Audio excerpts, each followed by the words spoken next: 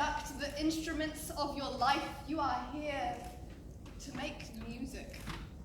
Your melody is unique, your chord structure unparalleled to any other, and your metronome's rhythm beats solely to you. You are here, so your song should be heard.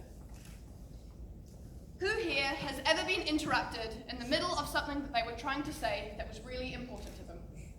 Hands up. Or hasn't said anything for fear of being judged? Yeah? Or have had their opinions discounted because they were just too young to understand? That's quite a few of us. In today's society, it is rare for young people's voices to be listened to. We are often afraid to speak our minds about those issues that we are most passionate about for fear of being judged. However, in the process, we are told our generation is just unbothered with anything other than Instagram. On the other hand, when young people do go out to talk about these issues, we are again discounted, but this time for not having enough experience or knowledge.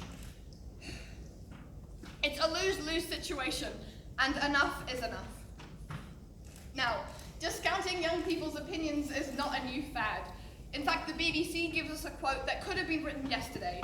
Young people are high-minded because they have not yet been humbled by life, nor have they experienced the force of circumstance. However, that is a quote by Aristotle in the 4th century BC, so we can see that some ideas have not really changed. The one thing that has changed, though, is the urgency and severity of our world. NASA says that carbon dioxide levels in the air are at their highest in 650,000 years. According to UNICEF, 22,000 children die each day due to poverty. And, as reported by the UN's Refugee Agency, there are 25.4 million refugees in the world, the highest ever seen.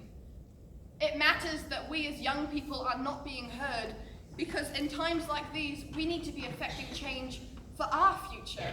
The people discussing these issues aren't going to be the ones dealing with their consequences, which is why we, especially as young women in a place of privilege, need to stand up and demand a seat at that table.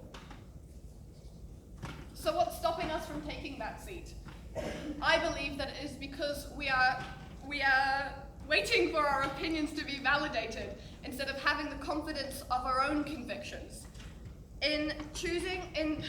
It's a vicious cycle. The less we feel listened to, the less willing we are to put ourselves out there. In finding our passions, believing in them, and being brave enough to speak them, we walk right up to that table and inspire those around us to join us. The world is in desperate need of change, but change doesn't happen in silence. It has never been more important for us to demand to be heard.